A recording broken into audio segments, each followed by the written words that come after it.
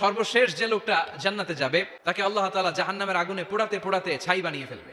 আল্লাহ বলবেন, জিব্রাইল যাও একটু দেখো একটা মাত্র সেজদা দিয়েছে আমাকে, এরকম কাউরে পাওয়া যায় কিনা। খুঁজে খুঁজে কাউরে পাবে না। আল্লাহ বললেন আবার দেখো, খুঁজে খুঁজে একজনকে পাবে, সামান্য ইমানের ছিটে ফোঁটা তার অন্তরে ছিল।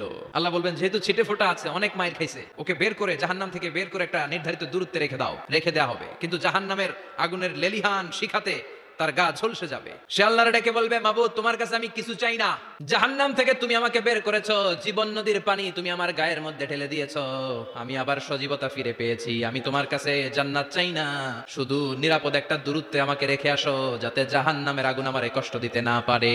আল্লাহ জিব্রাইলকে বলবেন যাও এমন দূরত্বে রাখো যাতে জাহান্নামের আগুন ওরে কষ্ট না দেয়, রেখে আসা হবে। অনেকদিন সে ওখানে আনন্দে থাকবে, আল্লাহ শুকরিয়া করবে, সে মনে মনে বলবে বেঁচে গিয়েছি আমি। অনেকদিন থাকার পরে মনে মনে ভাববে বাইসা তো গেছি, কিন্তু নতুন করে একটু ট্রাই করে দেখি। আল্লাহ আগেই বলে রাখে আমি কিন্তু জান্নাতে যেতে চাই না। আল্লাহ বলবেন কি চাও? সে বলবে আল্লাহ তোমার জান্নাতটা তুমি কত সুন্দর করে বানিয়েছো, আমি একটা নজর শুধু দেখতে চাই, জান্নাতের দরজার সামনে নিয়ে যদি আমারে বসিয়ে রাখো দ্যাটস ইনাফ। আল্লাহ বললেন তুই না ওয়াদা করেছিস। সে বলবে আল্লাহ আমারে হতভাগা বানাইয়া তোমার কি লাভ? সুবহানাল্লাহ পড়ে, আমারে তুমি হতভাগা বানিও না। আল্লাহ বলে ঠিক আছে, আবার সিগনেচার কর যে জান্নাতের দরজার সামনে বসিয়ে দিলে আর কিছু চাবি না। সে সিগনেচার করে বলে আমি চাবো না।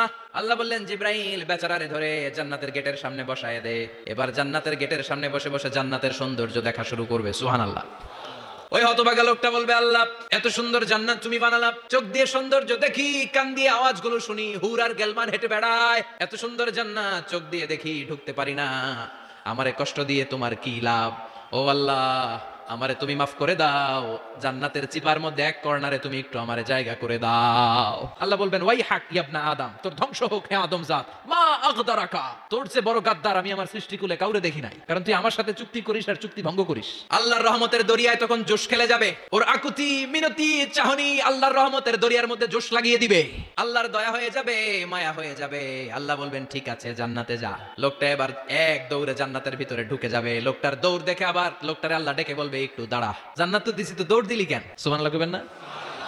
লোকটি বলবে আল্লাহ প্ল্যান তো আমি কম করি নাই, এত চেষ্টার ফলে আমি আসতে পারছি, আবার যদি তুমি বাইর করে দাও, এই জন্য এক দৌড়ে এমন চিপার মধ্যে লুকামো যাতে তুমি আমার না দেখো। আবার আল্লাহর রহমতের দরিয়ায় জোশ খেলে যাবে। আল্লাহ কাছে ডাকবে, কাছে আয়, ও গোলাম তোর কি মনে চায় আমারে বল, আজকে তুই চাইতে থাক, আমি দিতে দিতে তোর মনের সব আশা পূরণ করে দেব।